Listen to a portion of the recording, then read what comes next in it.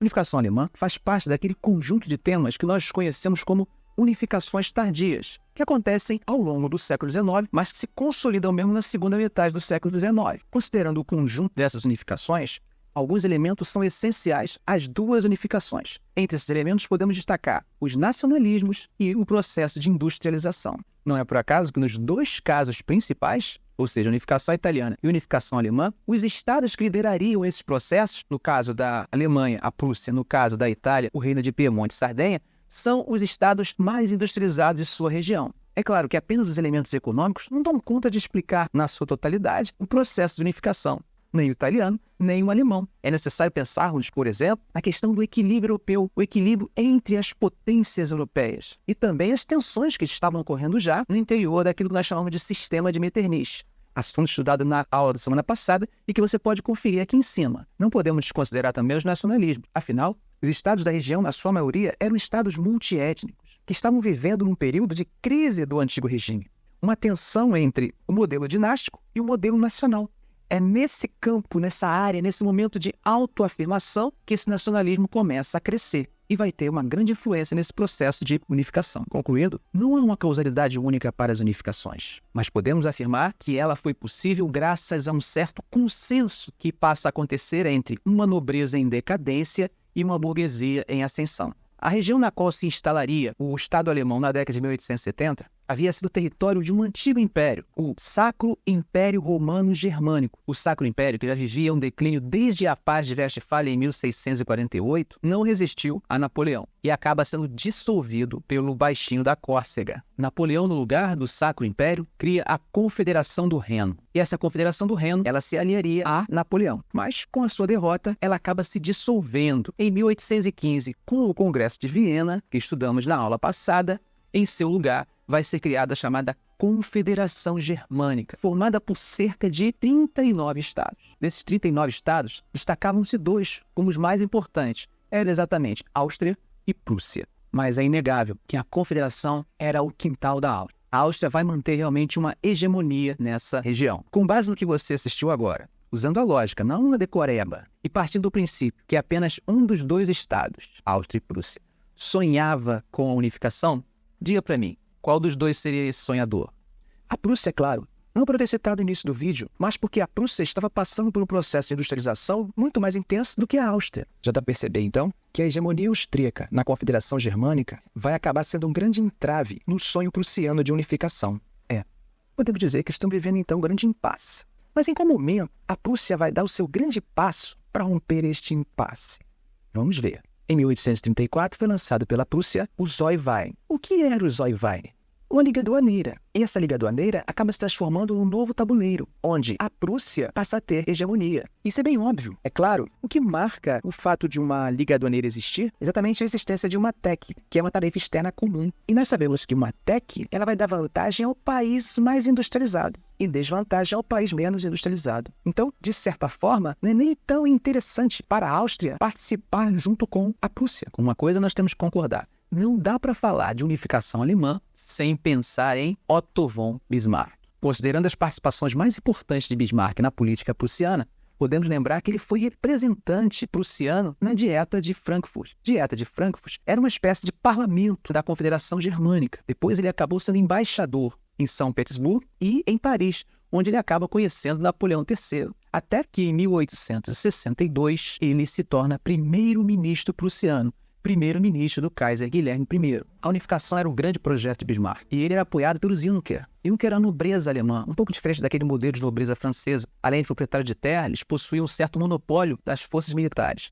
Bismarck tinha muito claro em sua cabeça que para promover a unificação, duas coisas eram essenciais. De um lado, era necessária uma modernização da Prússia, incentivar o processo de industrialização, considerando inclusive a indústria bélica. Além disso, era necessário melhorar as tropas e o exército, fortalecendo, porque a guerra era importantíssima no processo de unificação. Note a seguinte frase de Bismarck: a unificação será feita a ferro e fogo. Mas será que houve efetiva modernização? Sim, Durante a década de 1860, a Prússia conheceu um grande desenvolvimento industrial. Como exemplo disso, podemos destacar o fato de que, em 1860, a malha ferroviária prussiana estava em torno de 2.000 quilômetros. Em 1870, ela já havia passado para 11.000 quilômetros. Ou seja, realmente o desenvolvimento estava acontecendo, e isso era parte essencial para viabilizar o processo de unificação. Por outro lado, era necessário fortalecer o exército. E esse fortalecimento se daria com investimento maciço, além de dobrar o tempo de serviço militar obrigatório. Vocês que já estudaram profundamente o Congresso de Viena sabem que, entre as diversas medidas tomadas pelo Congresso de Viena, nós temos a divisão da região que chamaria de Polônia entre 3 estados. Ela é dividida entre Prússia, Áustria e Rússia. No ano de 1862, houve mais um levante, só que dessa vez um grande levante, e os rebeldes tentavam libertar essas regiões. E aí o que vai acontecer? Vai acontecer um acordo entre Bismarck e os russos. Era o Tratado de Ausleben. Quando dissemos que Bismarck considerava a guerra como indispensável no processo de unificação, fica claro que essa guerra incluiria uma luta contra a Áustria. E que essa luta contra a Áustria era apenas uma questão de tempo. A partir de agora, vamos falar de 3 guerras que foram importantíssimas para consolidar o processo de unificação. Em 1864, acontece a primeira das 3 guerras que levariam à unificação alemã. É a chamada Guerra dos Ducados. Essa guerra envolve uma aliança entre a Áustria e a Prússia, que vai acabar lutando contra a Dinamarca, tentando libertar 2 ducados, Schleswig e Holstein. O resultado da guerra era até previsível. Foi uma vitória austro-prussiana. Mas parece que a aliança não foi capaz de amenizar as rivalidades entre a Prússia e a Áustria. Logo após, começa uma disputa por transformar esses 2 ducados, que foram libertos, em áreas de influência. E essa disputa, 2 anos depois, leva a um confronto direto entre a Prússia e a Áustria. Vai acontecer no ano de 1866, a Guerra Austro-Prussiana, também conhecida como Guerra das 7 Semanas. A vitória é prussiana. E a vitória prussiana acaba consolidando a sua hegemonia na região. Em 1867, a Prússia forma a Confederação Alemã do Norte. Enquanto isso, a Áustria vai se afastar um pouco dos germânicos, se aliar aos magiares e vai acabar formando o Império Austro-Húngaro, no mesmo ano, 1867. Parece que o sonho de Bismarck está próximo de acontecer. O que está faltando ainda? Alguns estados do Sul que se negam a participar da Confederação. Nesse momento, acaba tendo a assinatura de um tratado de cooperação entre esses estados do Sul e a Prússia, e os estados da Confederação Alemã do Norte. Esse tratado era um tratado defensivo que levaria eles a uma aliança em caso de guerra contra a França. Você deve estar se perguntando, por que Bismarck não invade os estados do Sul e não anexa esses estados? Há uma diferença interessante entre a unificação alemã e a unificação italiana. A unificação alemã, ela tentava criar uma coesão nacional. Ou seja, você só faria parte da Alemanha se você quisesse. Você não seria forçado a isso. No caso italiano, havia a anexação mesmo, por força. Tanto que, após as 2 unificações, você tem uma diferença. A Itália, você tinha o Estado formado, mas não tinha o quê? Nacionalidade. As pessoas não se sentiam italianas. Não era o caso da Alemanha, que era um sentimento baseado realmente na questão germânica, no nacionalismo, na vontade de participar. Então, ele não queria forçar os Estados do Sul. E ele vai criar estratégias para fazer com que esses Estados do Sul se unam. Bom, já sabemos que existia um tratado defensivo. Então, provavelmente uma guerra contra a França seria uma boa opção para Bismarck. Mas é claro que uma guerra isso não vai começar assim do nada. Tem que existir um motivo. Existia rivalidade entre a França e a Prússia? A França, naquele momento, era governada por Napoleão III. Napoleão III era Luís Bonaparte, sobrinho do Napoleão que nós conhecemos. E naquele momento, a França estava enfraquecida. Ela havia se envolvido em alguns conflitos, como, por exemplo, a intervenção no México. Existia um bom quantitativo das tropas francesas que estavam na Península Itálica, no primeiro momento, auxiliando o Piemonte na luta contra os austríacos no processo de unificação. No segundo momento, com tropas postas dentro dos estados pontifícios, para impedir a invasão dos estados pontifícios. Então existia um certo enfraquecimento. Mas, nesse contexto todo, as rivalidades se davam. Até que acontece uma revolução na Espanha. E, em 1868, a rainha Isabel II é derrubada. Segue-se uma crise sucessória. E entre os nomes apresentados, nós temos o nome de Leopoldo. Leopoldo que era um prussiano, da família dos Hohenzollern. Napoleão pira. Olha a possibilidade de ter um prussiano na Espanha. É como se a França virasse uma espécie de salsicha entre 2 pães. Em abril de 1870, aconselhado pelo Guilherme I, pelo Kaiser, Leopoldo acaba retirando seu nome da candidatura. Mas aí é uma mudança na chancelaria francesa. Entra um chanceler mais duro, fala mais alto, começa a ser meio agressivo com a Prússia, e Guilherme I lança o nome de Leopoldo novamente. E aí Napoleão III pira novamente. começa a fazer acusações, manifestações e diz que o Kaiser está querendo, na verdade, restaurar o antigo império de Carlos V.